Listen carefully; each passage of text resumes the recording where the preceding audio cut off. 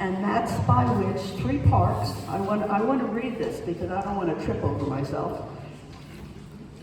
We're starting the process by which 3 parks will be hearing candidates that are running for local and state offices in this year's elections, and then deciding whom we want to endorse. We'll hear from candidates at one meeting and vote to endorse them at the following meeting. So let me run that through you. There are going to be 4 such meetings.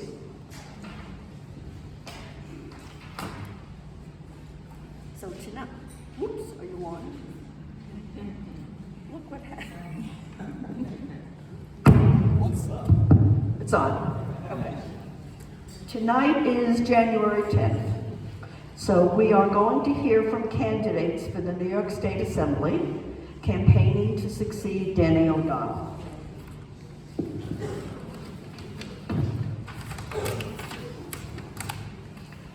And you will be hearing from Michael Lasher, Eli Northrup, Melissa Rosenberg, and Barry Weinberg.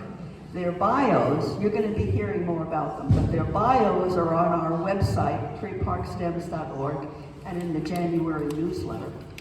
And you can go back and read all those bios between now and the next meeting. So, you will be endorsing them on February 14th.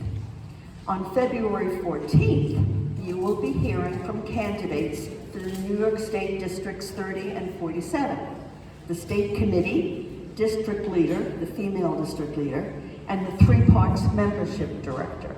And you will vote to endorse your candidate the weekend after on February 21st. On February 21st, you will be hearing from candidates for civil court judge and judicial delegates. And you will be voting to endorse them on March 13th. Are you keeping up? Are you keeping up with all of this? Then on March 13th, there will be candidates for the 23-24 Board of Directors of 3 parks. And you will endorse them on the same night. And then the endorsement process will be over. Also, on each of these nights, we'll be hearing from club members wishing to express their support for a particular candidate. You had your hand up there? Yes. What about Congress, which is up this year as well? And do we have I don't have the lines? answer, but I heard it. Where's Dan? Answer the lady's question. What about congressional candidates this year? I mean, we're definitely going to have at least 2 congressional candidates. If there are challengers, so that we will have them as well. At the moment, I'm unaware of any challengers to the 2 incumbent Congress members, Jerry Nadler and Adriana Espriat. And Yeah, we Mary. have lines yet. We don't have lines yet, although that's true, Mary. The likelihood is that they're unlikely to alter the lines in Manhattan. The potential for entering any changes to the lines is likely to be in Westchester and Long Island, where they will have a greater impact. So it's unlikely there'll be any changes to the districts that would impact us. That's what I hear. Back to you. Thank you very much. Just as a reminder, in order to be able to vote to endorse, you've got to be a member in good standing of the club. So if you have not paid for dues this year, before the end of the meeting, march down over to the table and give Teresa your dues, so you can endorse. How much are the dues, by the way? It varies. What is it, 25 for a member, 40 for a family? Teresa? Hello, Teresa. What are the dues? 25 and 40? Okay, here we go. So tonight we're hearing from 4 candidates for the New York Assembly. Each will have a total of 15 minutes to speak and to receive some questions from you. We're gonna be keeping pretty strict timing tonight because we have 4 speakers. And we're starting early, but I don't want to end late. If we start early, we'd like to end early. And Corinne is here. Stand up, Christine. Corinne, Christine. Let them see the signs. We don't want to be disrespectful to our candidates' remarks, but we have to let them see these signs. Okay. As far as the questions are concerned, I'm going to ask you to show some restraint as well. 1 minute per question, please. No 5-minute background and opinion and then ask your question. No. 1 question, 1 minute for your question. Keep it simple. I'd really appreciate it. Okay, so we are now starting with Micah Lasher. And Micah is Director of Policy for Governor Kathy Hochul right now. I think he resigned tonight. He's resigned tonight. You resigned tonight, right, bro? Could you just wait? Sorry, I'm just thinking. It's all going to unfold. Yeah, I'm just making sure. Don't worry. All right, cool. You may recall, some of you will remember Micah because he ran for the state Senate several years ago. And we endorsed him in that campaign, and we were very disappointed that he didn't win it. I'm sure he was too. But now he's Director of Policy for the governor, but he wants to come back to serve the city. So Micah? Thank you, Brian. Hi, good evening, Three Parks. It is really wonderful to be here. I drove back from Albany today. We had the governor's State of the State address yesterday.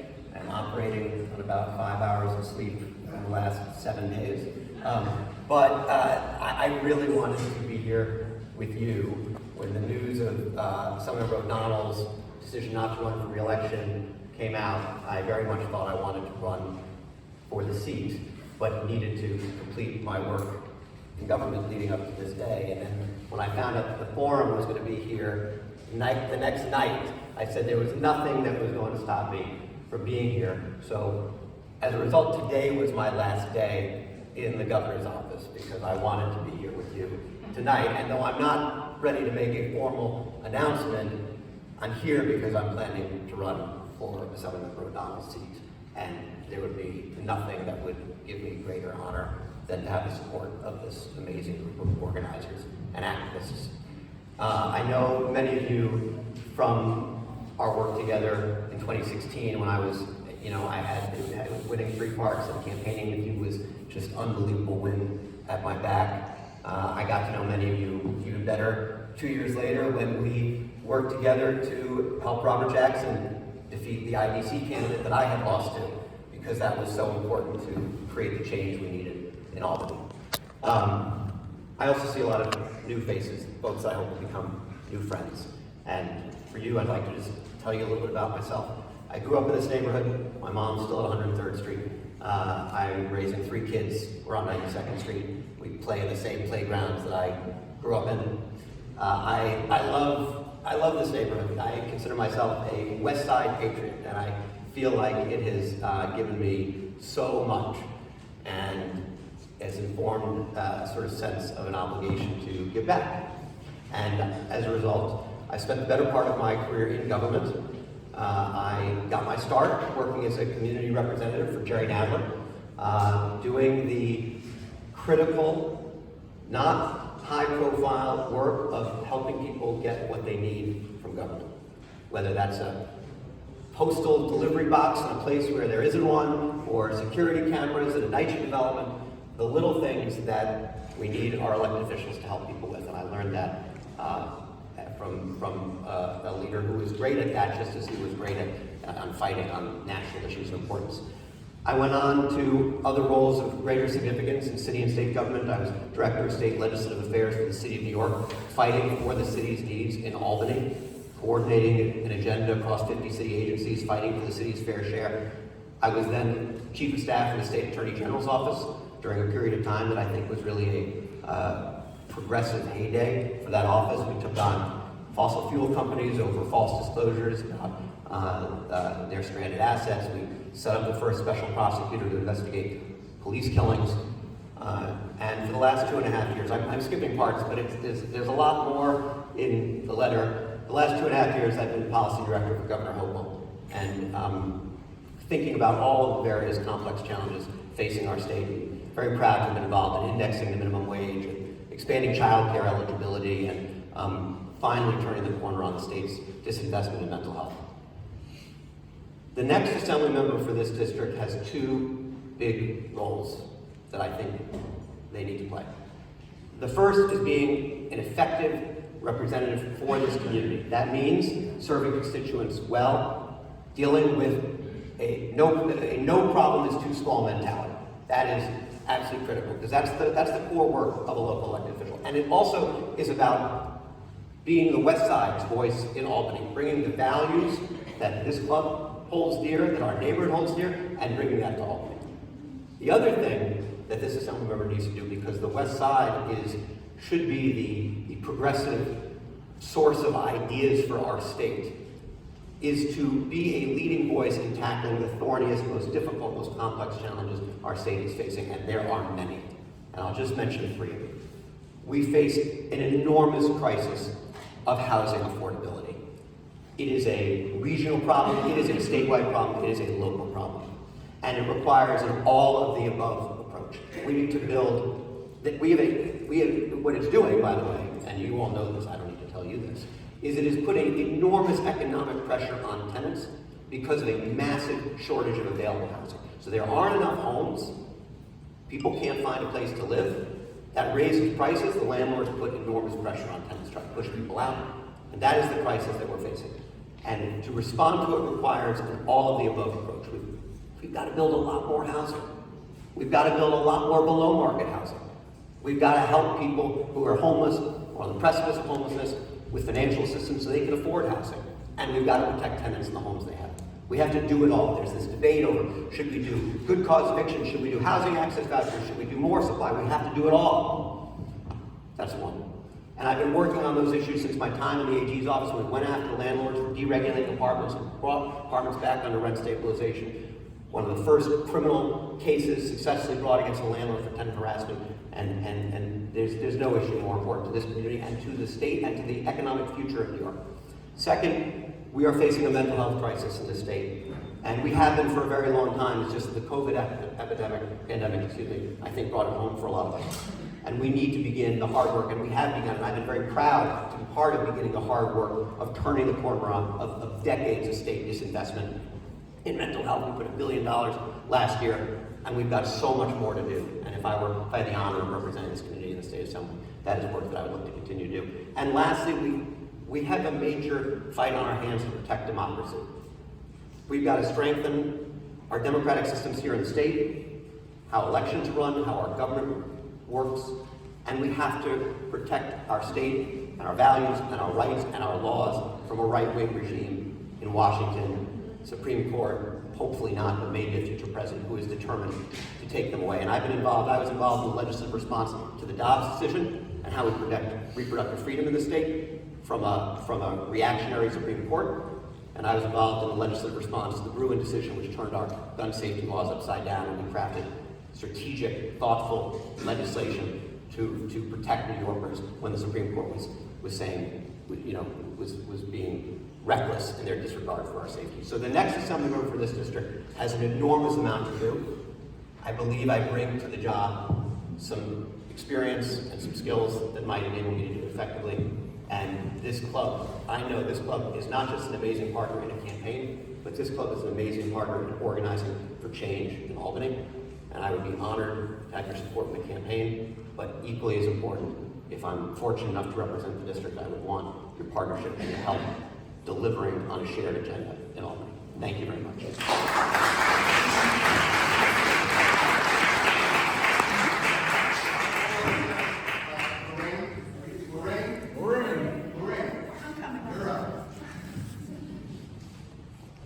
Danielle.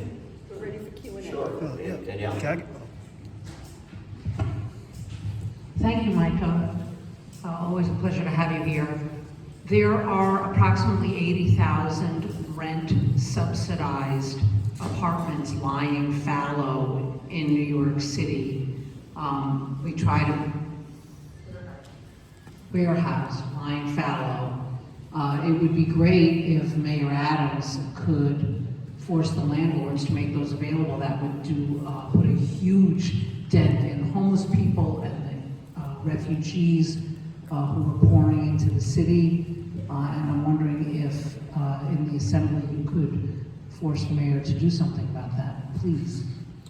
Sure. Well, I think that when you think about the issue of vacant apartments, it is not, I think, disconnected or not unlike the issue of the Metro Twin, as an example, or the issue of scaffolding that gets left up for years, or the issue of vacant storefronts. At the end of the day, landlords do what is in their economic self-interest. And what government's job is to do is to put their thumb on the scale for people. And if we want change, we have to change the economics of what it means to keep an apartment vacant, a storefront vacant, what it means to leave scaffolding up for 20 years, what it means to leave the Metro Twin a hollowed out shell. And I know there are people in this room who've worked on all of these issues. And so, Danielle, I think that on each of them, and they're complex. I mean, I don't want to, there's not a one-size-fits-all solution. But I think on each of these, what we have to do is increase the costs to the folks that are engaging in this bad conduct of continuing to engage in bad conduct and make it not something that works economically for them to continue doing something that is hostile to the interests of the community.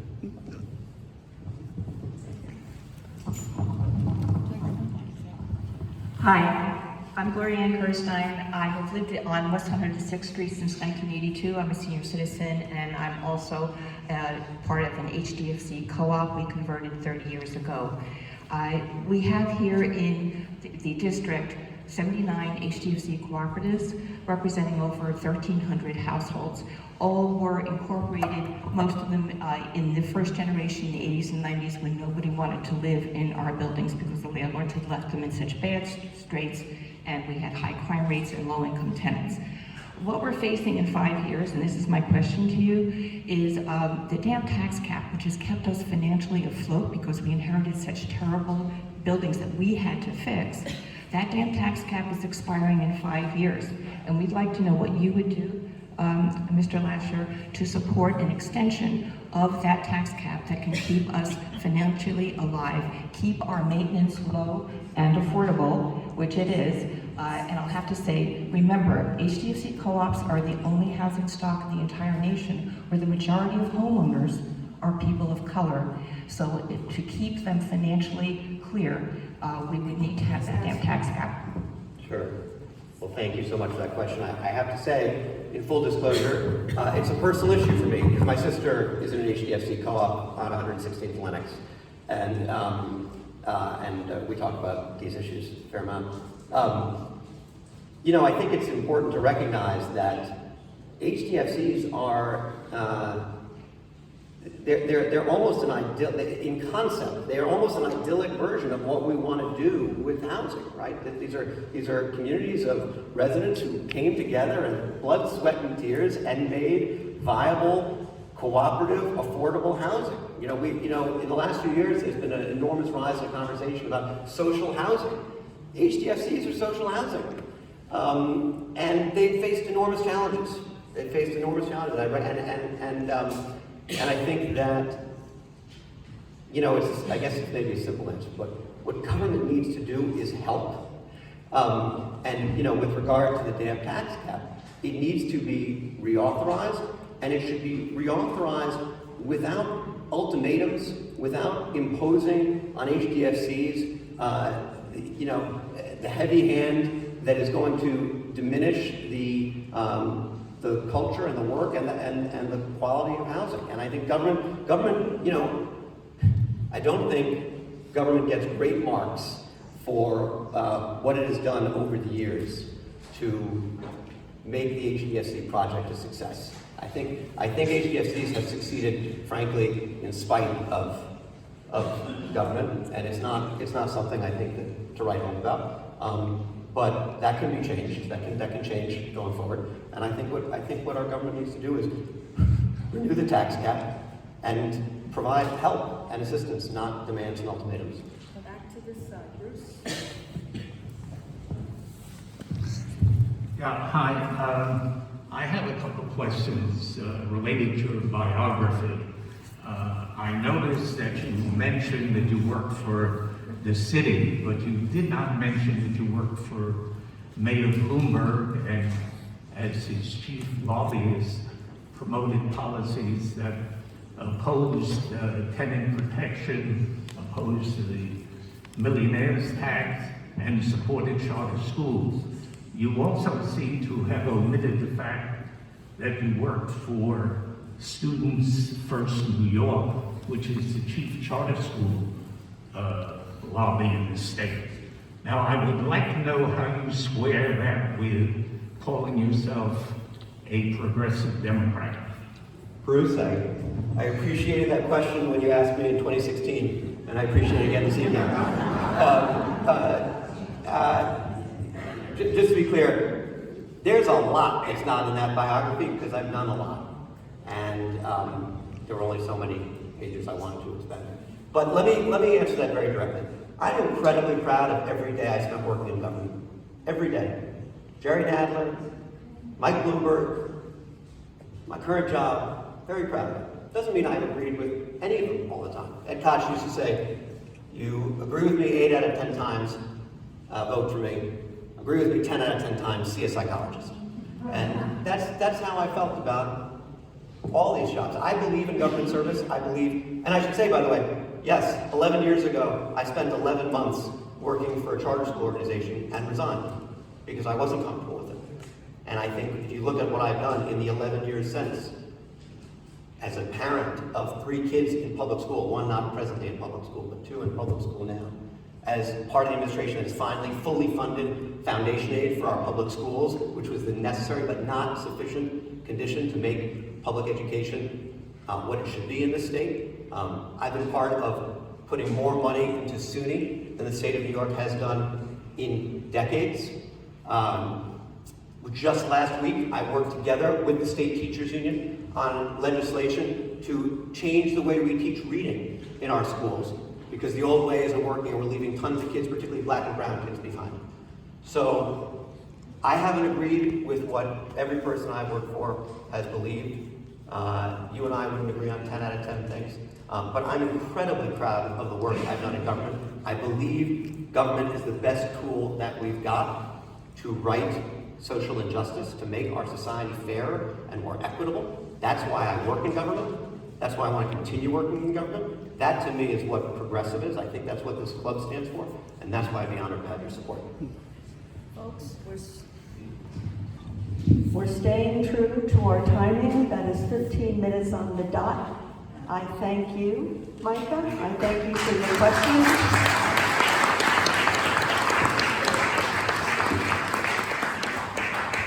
Our second candidate tonight is Eli Northrup. And Eli is a public defender and policy advocate who spent his career fighting for equality and social justice in New York, and as your policy director for the criminal defense practice at the Bronx Defenders. That's where he is now. And he helps bring fairness and dignity to our criminal legal system. Welcome, Eli.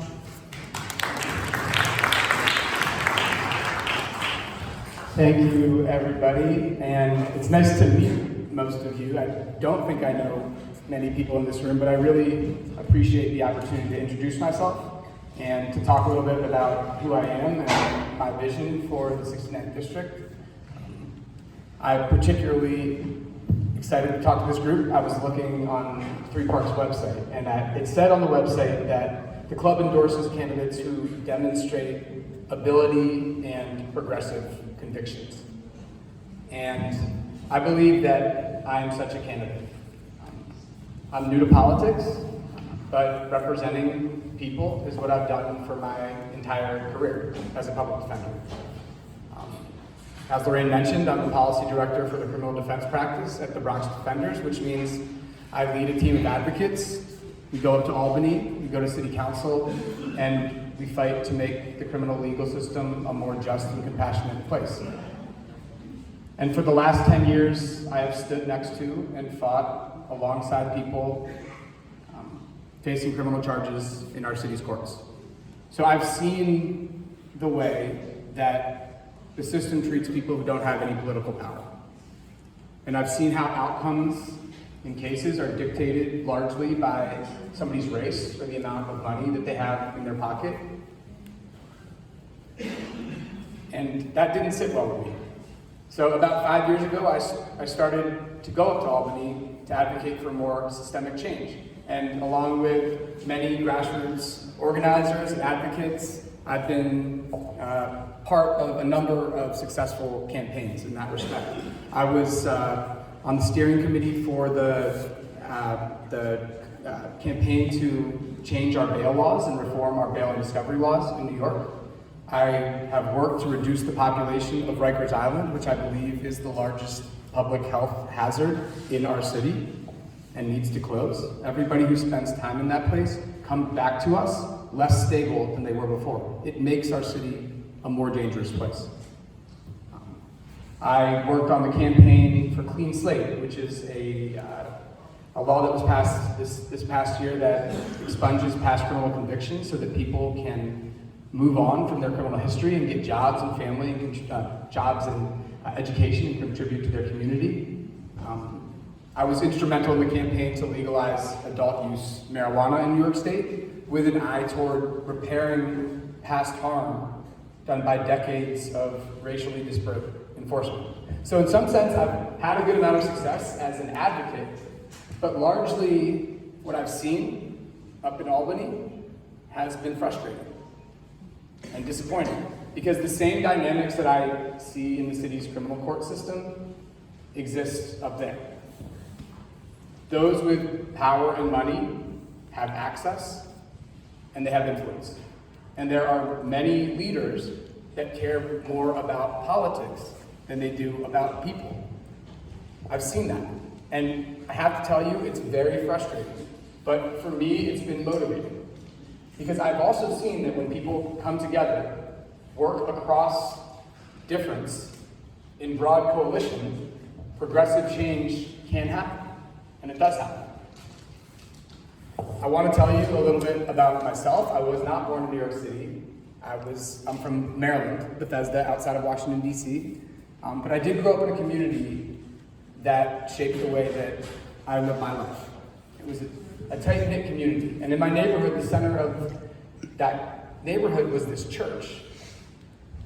I was raised Jewish, but this church was like a welcoming place for me and my family. My mom would read poems at the services. Me and my sister were invited to the Christmas pageant, and then we would light Hanukkah candles. And my parents, they were part of the civic league that met in the basement. And what brought people together in my neighborhood, across many other differences, was a sense of community.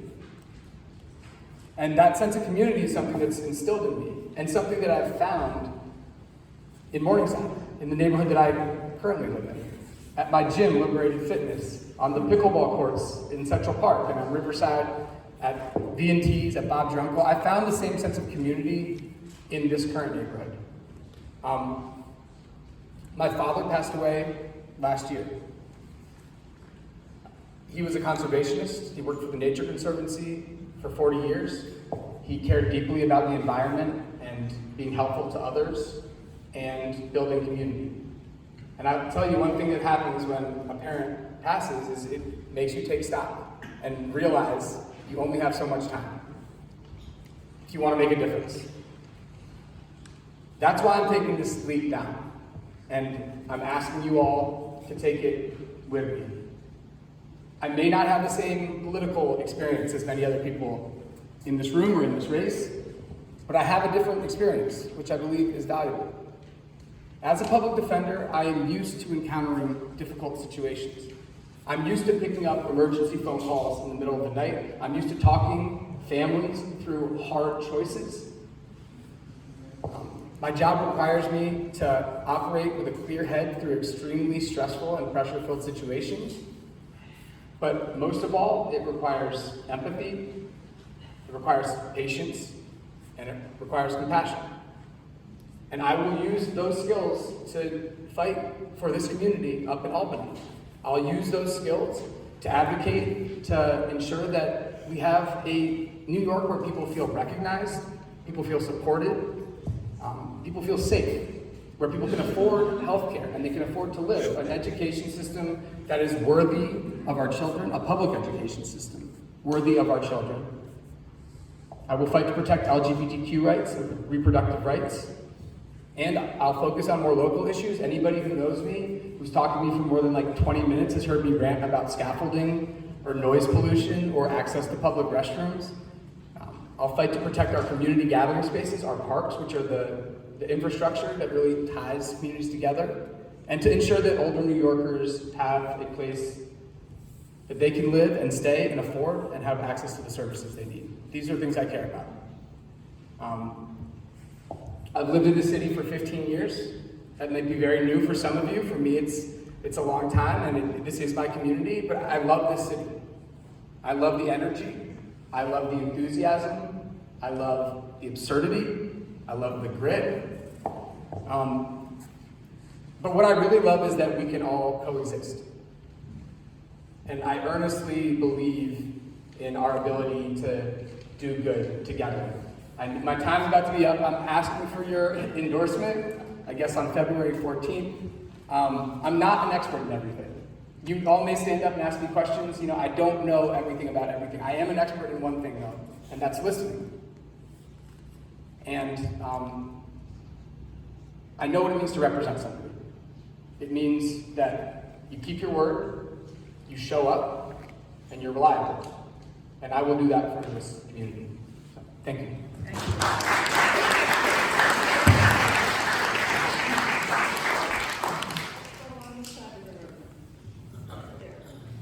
Yes. Yeah, I very much appreciate that you would be a champion for criminal justice, but we do have a few other problems. And Mika listed housing as number one. I'd like to know if you are for good cause eviction right to stay legislation and increasing the supply of truly affordable housing. Yes. What's your name? My name's Renee. Hi. I'll make it easy. Yes, I'm for good cause eviction law. I would support it. I would co-sponsor it on the first day, and I'd fight to make sure that it's passed. I'm for increasing the supply of truly affordable housing. I'm not an expert in this field. I have talked to many people who are. I would rely on their expertise. I know affordable housing is probably the most important issue facing this city, and obviously this neighborhood as well. So, short answer is yes. And I would work to learn more about it and advocate for it. Yes? Hi there, nice to meet you, Eli. I'm Dan Cohen, I'm the district leader for this club. The New York Times recently reported that the Bronx Defenders took a strong position on Israel. There was a population that was for it, there was a population that was against it, and there was a population that was for the statement that the Bronx Defenders issued. There was a population against the statement that the Bronx Defenders issued. And then there was a group that sort of, I guess, was neutral. Which group were you in? And can you briefly explain your reasoning on that? Yeah, it's been a difficult time in my office. I can tell you that. Well, let me just first say, what happened on October 7th was devastating. People are hurting. I have many friends who are hurting. I think that people in Israel deserve to live in peace and in dignity, and every hostage needs to be brought home. I also believe that what's happening right now is unacceptable. There are thousands of innocent people right now who are being killed. If you're asking about my opinion on the issue, It is not the opinion of the Bronx Defender statement. I was not part of the statement by the management or the union. I'm not in the union. I used to be in the union. I'm no longer in the union, nor am I part of the management. So I'm not part of that. What I feel like is very unfortunate about that is that we do incredible work every day for the city of New York and for the people that live here, for people that can't afford attorneys. We represent thousands of people each year, and I truly believe in our mission and the work that we do, and my colleagues. I believe in my colleagues. And I would just say that that's what I wish the focus on was with respect to the office that I'm in. Just to be clear, there was a group that was for the statement, a group that was against the statement, and there was a group that was neutral. Which group were you in? There's no, I believe you're referring to the group within the union. Yes. And I'm not in the union. So I was not part of, I was not asked to comment on the statement, nor was I asked to be a part of it in any sense, because, and I still work in the organization. Okay. But yes, thank you for your question. Thank you.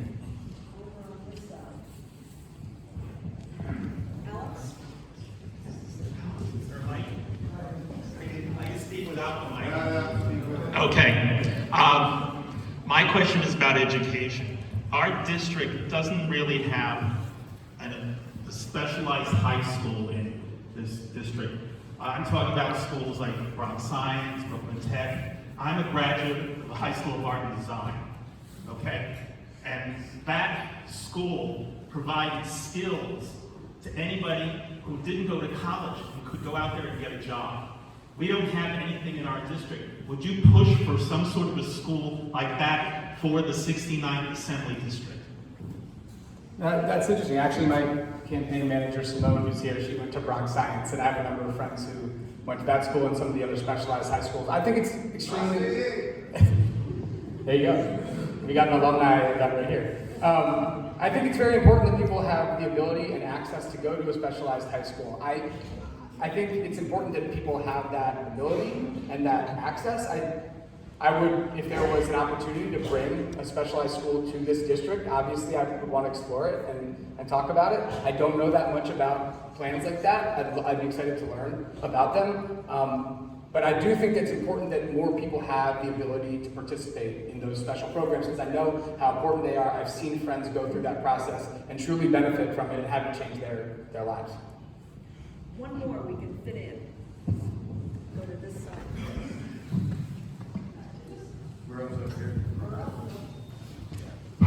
Israel, all this stuff is very important, but I have a real quality of life thing, scaffolding. Yes. And I Talk to me.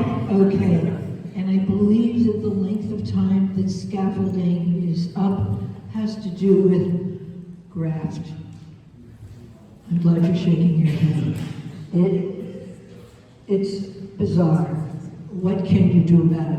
Yeah, this is something I'm kind of laughing because my friends like tell me to shut up about scaffolding constantly because I'm talking about it. It's an $8 billion industry in New York City.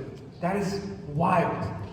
$8 billion for scaffolding. I mean, I know that the borough president has, and the mayor have rolled out some local laws that are meant to attack it and actually focus on it. It would be a priority for me, I promise you, because it's not only an eyesore.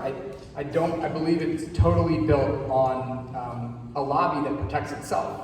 Graft, like you said. That's the only reason it exists, to sustain the industry that it's created. It does not serve us in the way that it was originally intended to, and that's something that I would certainly focus on as an elected official. I think that's...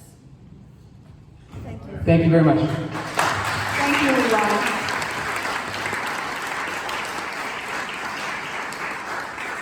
Did Melissa get here yet?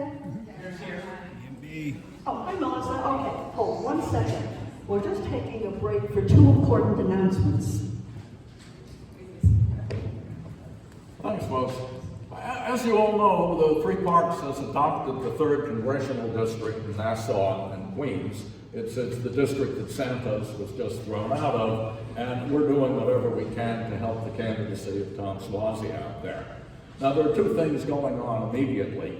The first, we're doing postcard writing, We have a list of young voters, young Democrats, who voted in the last presidential election, but then skipped the last congressional election when Santos got elected. And so we're sending them postcards just to remind them that this coming election, the special election in February 13th, is as important as the presidential election. A lot of people didn't make it to pick up cards last night because of the storm. You can pick them up at the table in the back when you leave, and you can pick them up tomorrow evening at 6 o'clock at 104th and Broadway. We'll be out at 104th and Broadway every Monday and Thursday through to the first week in February, and you can pick up cards and then bring them back at the next Monday or Thursday.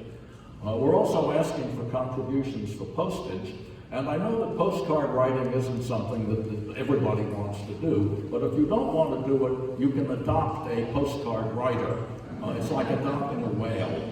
And all you have to do is put money in the collection can that Lynn has in the back to buy postage stamps.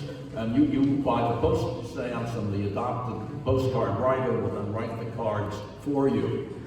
You don't have to exchange photographs, you don't have to show them around when they come to town, you just have to put money in the can.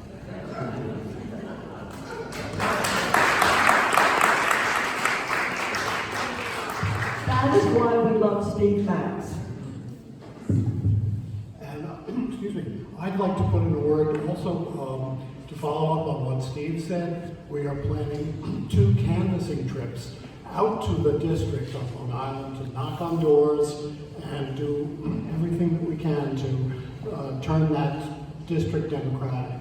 So we're going to go out on 2 Sundays, Sunday the 28th of January and Sunday the 4th of February.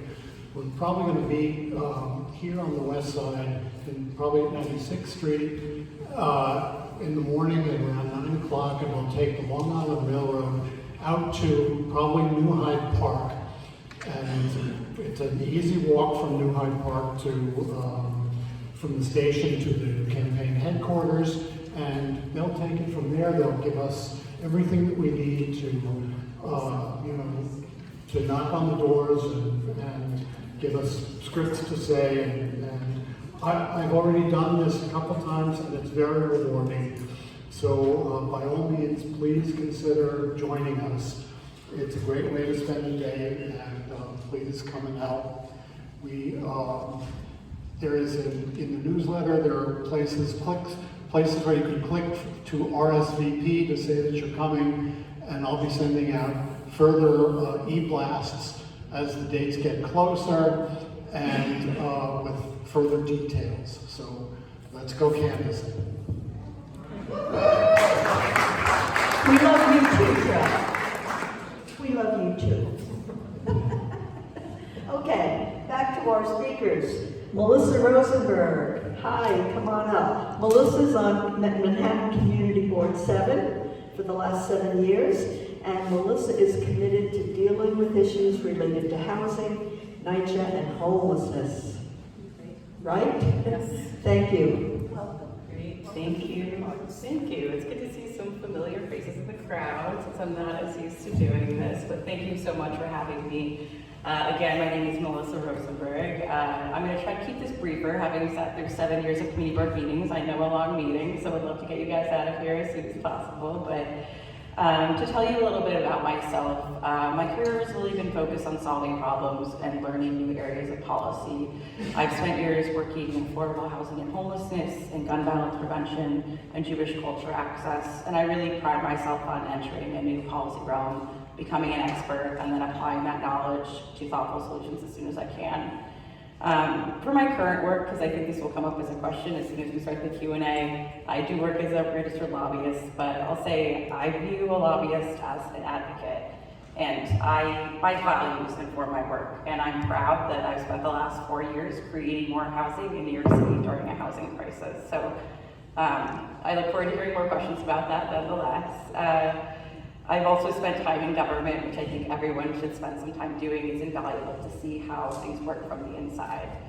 To speak to what I'd like to see and how I'd like to serve you all in our district, I think our city is facing enormous challenges We're seeing rising rents that are really crushing to us. We're seeing folks afraid of losing their housing, especially post-COVID, as arrears have accrued. We're seeing mounting evidence of climate emergency, like yesterday, last night, when we were all afraid to leave our homes, and these issues require action now. And lastly, we're struggling to keep our small businesses open, which I think is a tragedy every time we hear in the West Side Rack that another business is closed. And I believe the shared goal of everyone in this room is to really increase the vitality of our district and our city. And that vitality comes from our diversity of residents, from our local businesses we stop into every day or every week, and from our streets that are lively and safe, or can be safer, but we cannot just stand by and hope that these things that we like and the change we want to see just happens. We really need to see action. And that's why I'm running for assembly. I really want to take up these fights for street safety, for housing affordability, for quality of life, to end street homelessness. These are the issues that I really feel passionate about. And folks who know me can attest to the fact that housing affordability, housing justice are what really get me fired up and most passionate. And I think it's also amazing that that is the issue that is at the forefront of all of our minds right now. And I think that makes me uniquely suited to help deal with it. Street homelessness, mental health, addiction, educational attainment, these things are all rooted in housing security, housing affordability, and housing justice. So I think it really speaks to the urgency and how this issue affects all of our lives. And it's one, again, that I feel I'm uniquely qualified to take on. I want to earn the support of this club. I really admire your progressive values, and I think I could embody them as your representative in Albany. I just want to say one more time, I really appreciate being here and being given this opportunity, and I look forward to answering all your questions.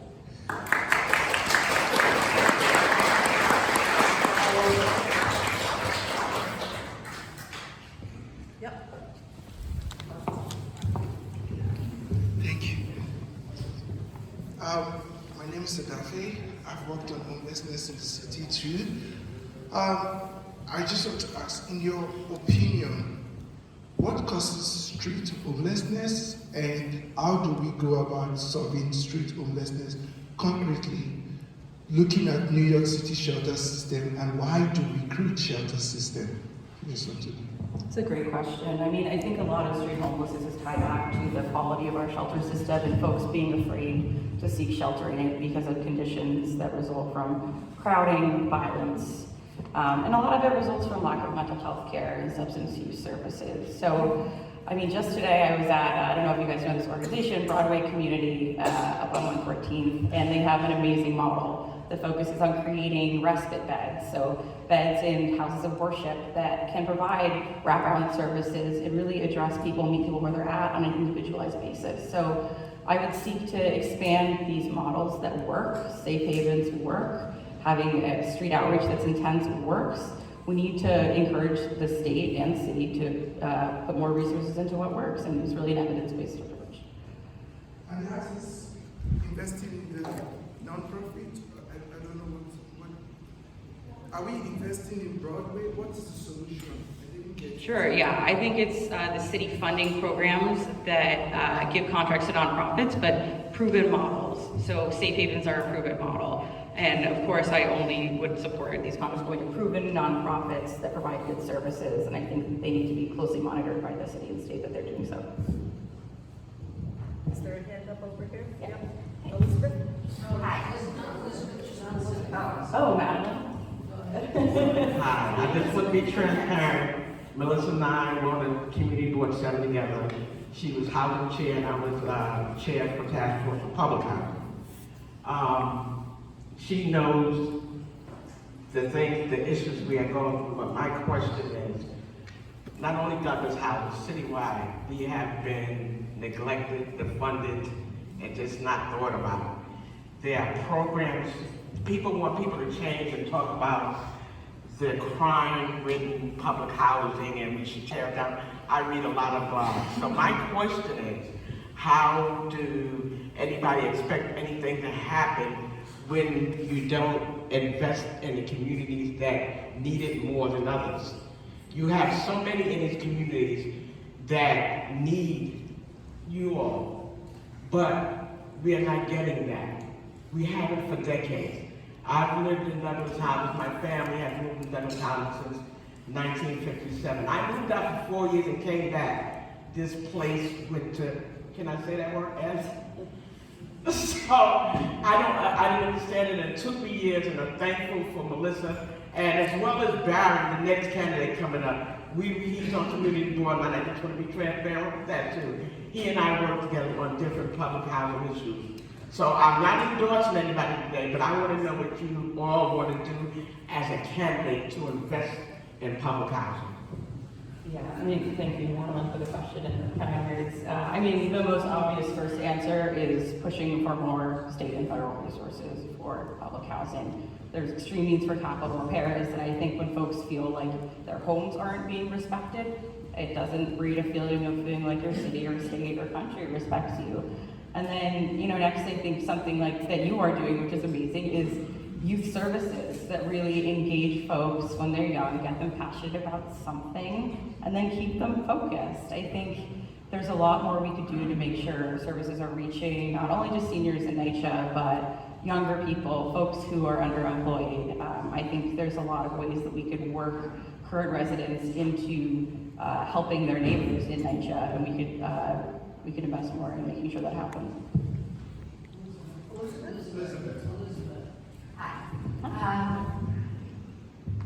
As a member of Community Board 7, I'm sure you have witnessed many tense neighborhood battles over what I would call NIMBYism. And everyone talks about our values on the Upper West Side and our progressive values.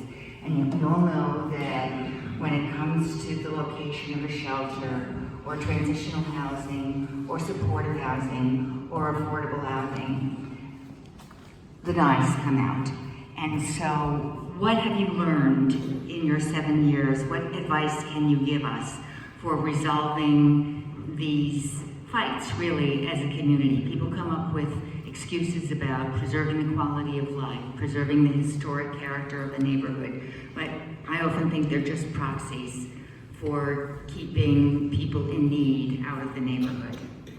Thanks for that, Elizabeth, and I couldn't agree more with a lot of what you said. I've watched these fights play out, not only on the committee board, but in my professional life, where I do community relations for folks opening supportive housing and occasionally shelters. And I do think that there's a lot of hiding behind the rhetoric that you mentioned about quality of life, about historic character. But I think a lot of it is really seated in fear of change, which, you know, is legitimate. Like, we all love our neighborhood and we love the environment we've created, and some of that is just fear of the unknown. So, you know, what I've seen work really well, and I don't want to put this burden on these folks, but like folks with lived experience creating relationships, folks who've experienced homelessness, talking to their future neighbors or who are experiencing homelessness, I think bringing more humanity to the conversation can really help break down some of those boundaries. And then I think ultimately it takes a strong advocate and a first person to stand up and say, I don't care if everyone here is going to boo me, I'm going to stand up for this. And that can have a total domino effect and get a second person to stand up and a third. And then you see these silent majorities in the room who actually does support opening our neighborhood to new neighbors.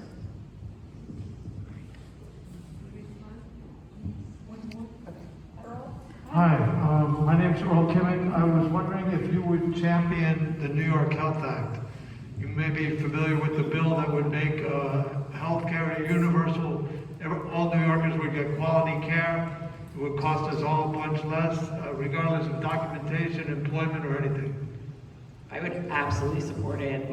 Basically my whole family's in medicine except me, and the stories that I hear from them about folks who have to seek indigent care or who just avoid seeking care until it's too late and they suffer a worse medical consequence because of their lack of insurance coverage is just really unacceptable, especially in a country that has as much wealth as ours. How are we not investing in universal coverage? And I'll say I lived in Canada, I went to college there, and I got to experience a better way of doing things, and it works, and there's honestly less administrative burden on our providers, and opens them up to being able to provide health care, which is what they signed up to do. So yes, I would absolutely support it.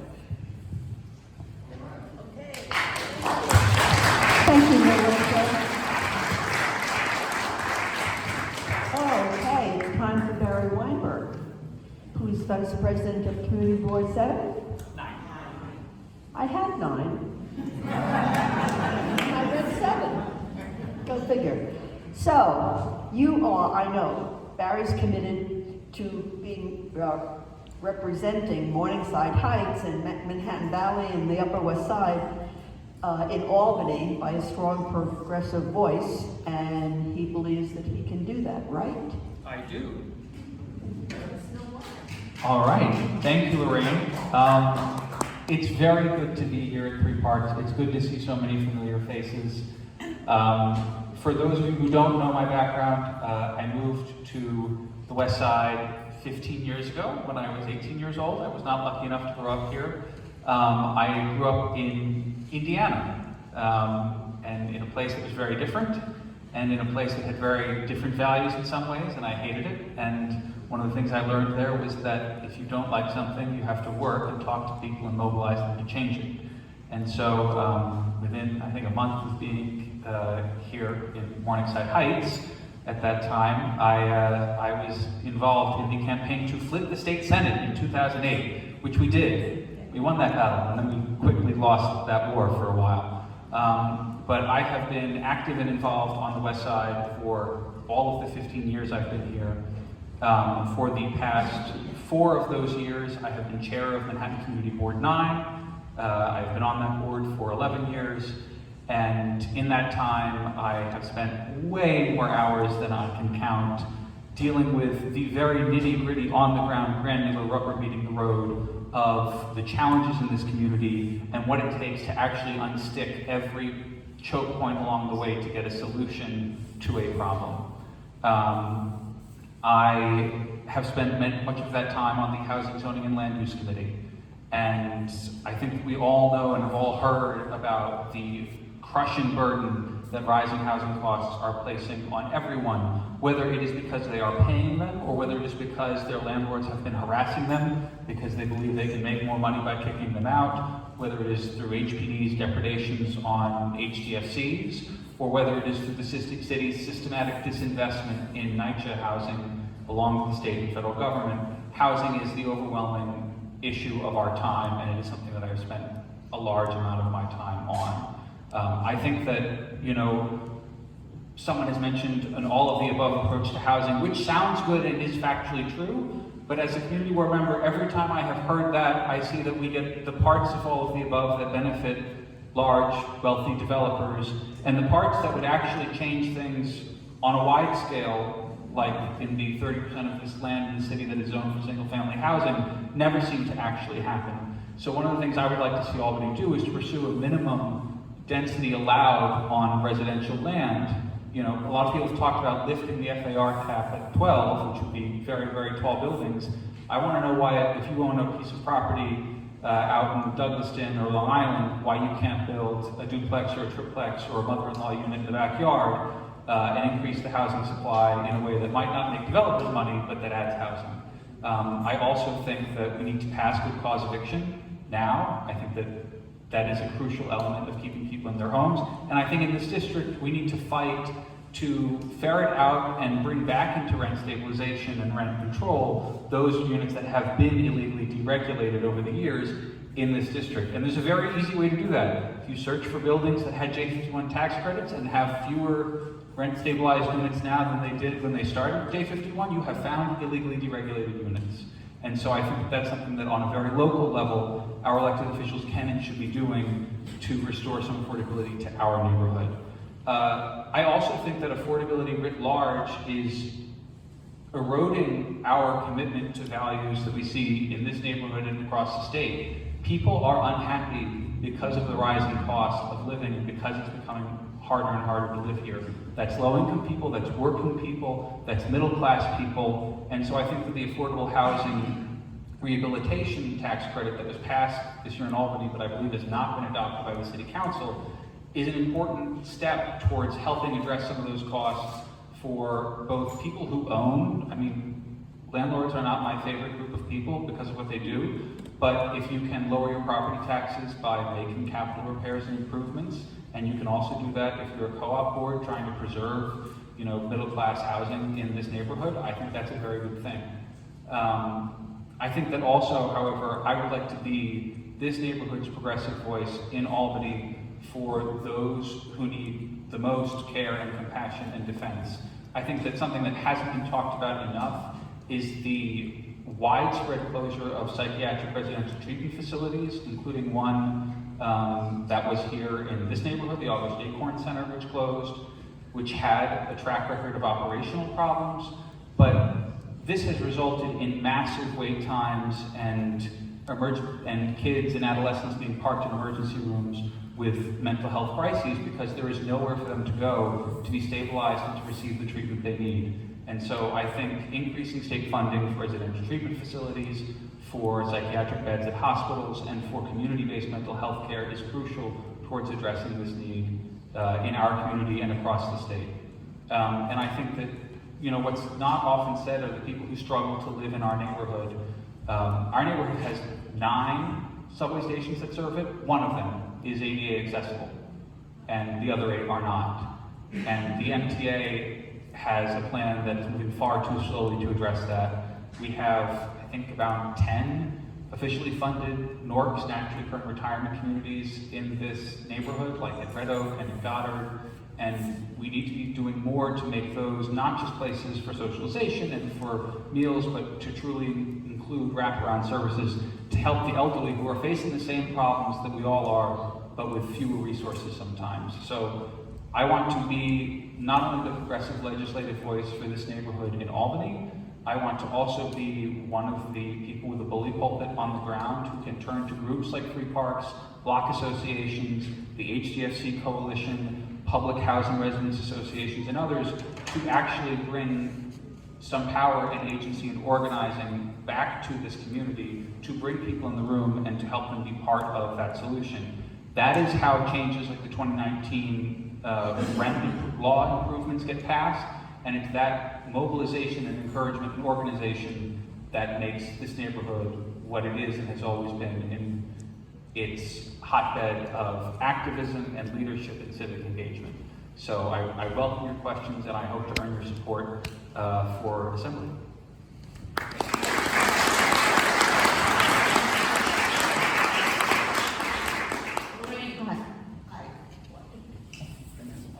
Okay.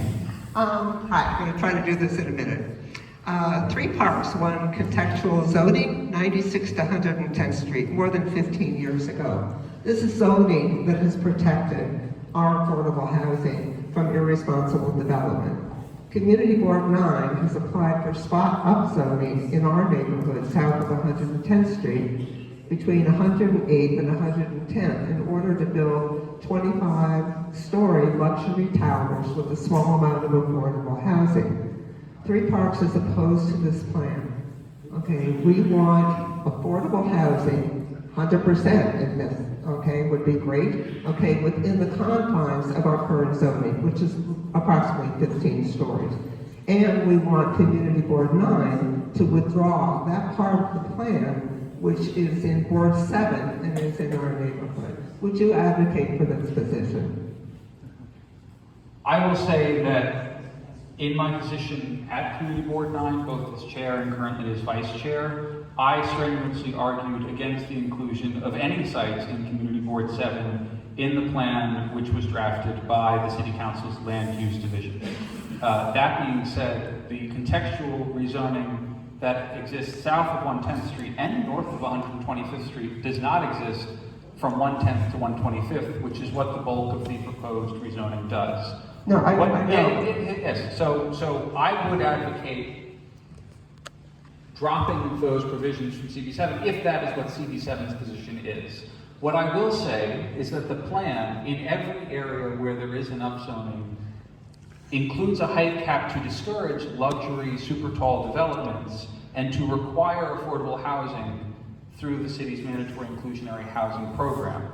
I think that it is incumbent upon folks who are involved in paying attention to this neighborhood to work with owners, and I think the sites you're talking about are one-story retail spaces, to make sure that whatever is developed there not only is 100% affordable or contains a significant majority of affordable housing, but also can contribute to improving accessibility at the subway stations in the immediate vicinity, which is what Community Board 9 has been doing with the property owners of the site at 125th Street. But Board 9 is an applicant, okay, an applicant Yes. for this rezoning. So will you advocate Board 9 taking that part that belongs to Board 7 in the Three Parks area, okay, out of your rezoning plan? And the second question with this, if taller buildings are going to be built, despite our objections to them, okay, Three Parks is demanding that 50% be affordable. Would you advocate for that position as well? Absolutely, I would advocate for 100% affordability, and Community Board 9 continues to have the stated position that it is not our attempt or business to rezone anything outside of our borders. That is It's the in the application. We will not rescind the application, considering that it covers 98% of it is in CD9, but we will, not object if the sites in CD7 are removed at the City Council or City Planning Commission level. Thank you. Rochelle. Hi, I'm Rochelle Stearns. None of the applicants so far have mentioned the topic of immigration and the new immigrants in the city. So any one of them, I wish was asked, particularly Mr. Lasher, since the governor is in a position to do something about it. But what is your opinion of the policy of the mayor, where he has been evicting families from shelters after 60 days, and they're being forced to relocate, to pull their kids out of school? What is your opinion of that, and how do you feel that the city and the state should handle the problem? And just let me mention that we had Ruth Messenger here a couple months ago who spoke about the mishandling of this whole issue in New York City. Thank you. I think it is both simultaneously inhumane and completely unproductive, the policy that you referred to of evicting families and forcing them to reapply. I also think that the Callahan Decree, from a statewide perspective, which is where the city initially established a right to shelter, really should apply statewide because it was based on, the understanding and the reading of the state constitution. And so I don't think the rest of the state is doing enough to deal with this. That being said, the fastest way to get a family out of a shelter is to find them permanent housing. And I think that is where the administration should be focusing its efforts. I think that immigrants have always been a boon to this city, and in fact the lifeblood of this city. Both sides of my family were immigrants to this city. I think that we always need to be mindful of that. And if something isn't working, we need to figure out how to make it work, rather than to blame immigrants or to talk as if they're going to end the city, which has come out of the mayor's mouth. So I think that there are investments that we can make in placement. I think that also there are communities upstate that have been losing population that would benefit from immigrants coming there, if there can be a way to successfully identify places where they could move permanently and establish themselves. But that is my position. I don't want to take up the whole time.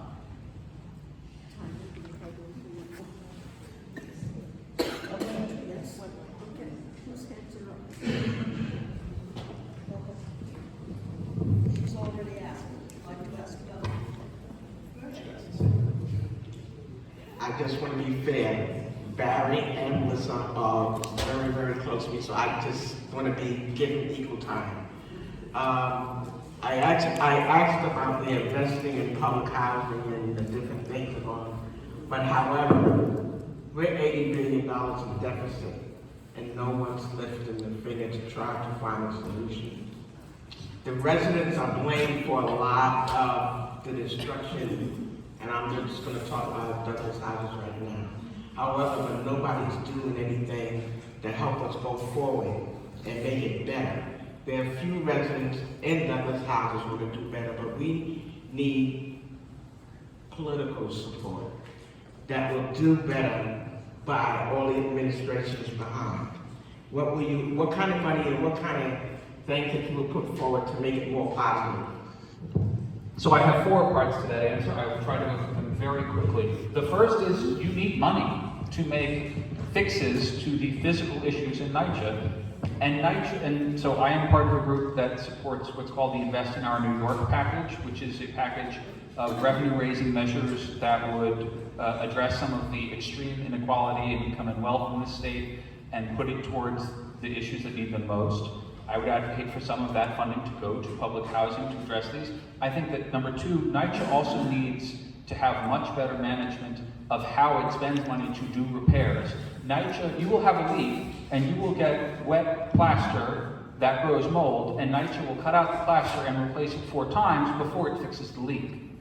And understanding the need to find root cause and address those issues before you then do a surface level fix is something, and the MTA faces the same issue with capital planning, which I won't get into.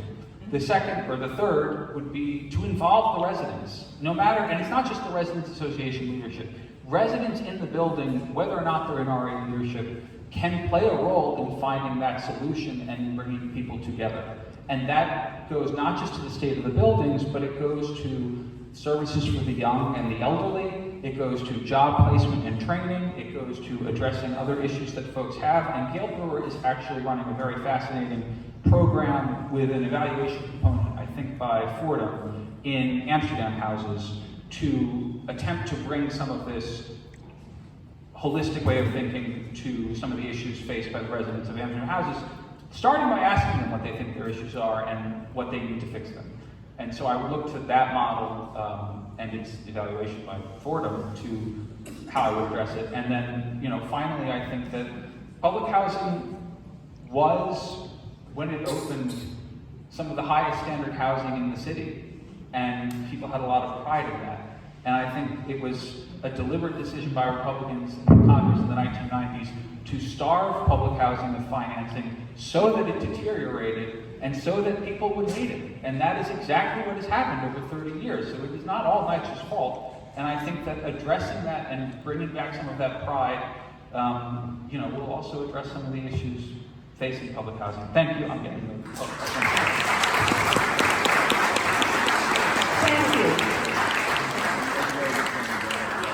Thank you, Micah, Eli, Melissa, and Barry. It was an extraordinary array of candidates that we listened to tonight, and I thank you for coming. And we vote to endorse at our next meeting on February 14th. Valentine's Day, we're voting to endorse you guys.